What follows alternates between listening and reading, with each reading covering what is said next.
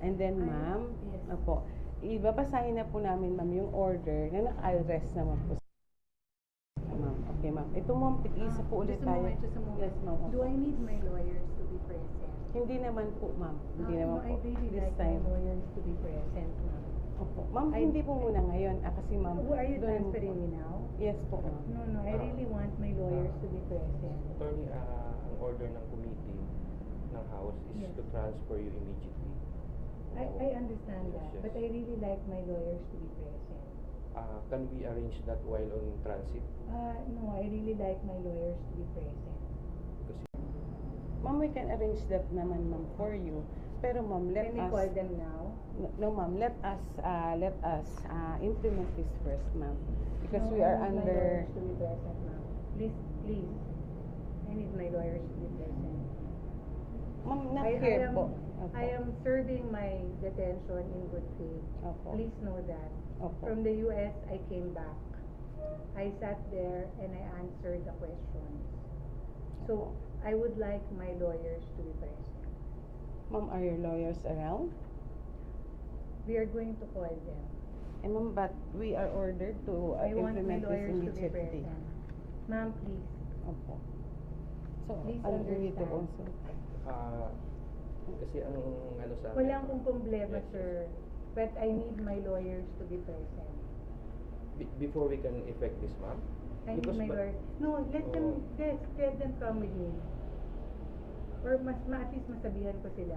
Ma'am, safe naman po kayo with us. Opo. It is not that. Wala akong issue about that. Leave the room now.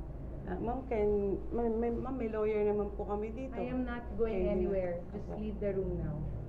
Leave the room now. Ma'am, we'll check muna po sa aming committee. Walang problema. Leave the room now. Yan. I just want my lawyers to be present. Narinig niyo yan lahat, ha? Opo, opo. I want my lawyers to be present. Please leave the room now.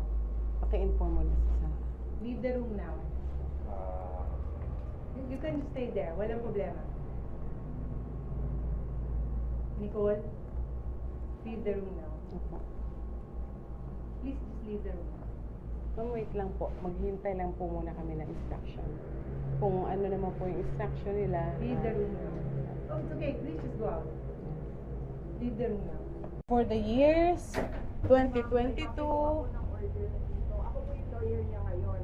Ma'am, no, we're just reading po the order. Ako Opo. ng order, nabasa ko na po yan. Ako po yung lawyer niya ngayon. Yes, ma'am. Opo. Kasi, this is a detention center. Yes, of the ma'am. House of Yes, ma'am. Opo. Yes, ma'am. For contempt. Yes, ma'am. Yes, ma'am. So, may space kayo para dito sa kanya. Yes, ma'am. Diba? Opo. So, Ma'am, let lalo us, yun, ma'am, clear let us just comply because we are mandated to read this order. We will just simply read it to ma'am. Yes po.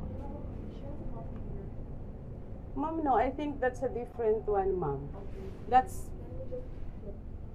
yes, ma'am, but before I give you the copy, ma'am, will you please allow me to read it? Can you just give us a copy? and Yes, then ma'am. we'll read it? Yes, ma'am. Thank you so much, ma'am. Okay, ma'am, may I continue into the utilization of public funds, particularly the budget appropriated to the office of the President,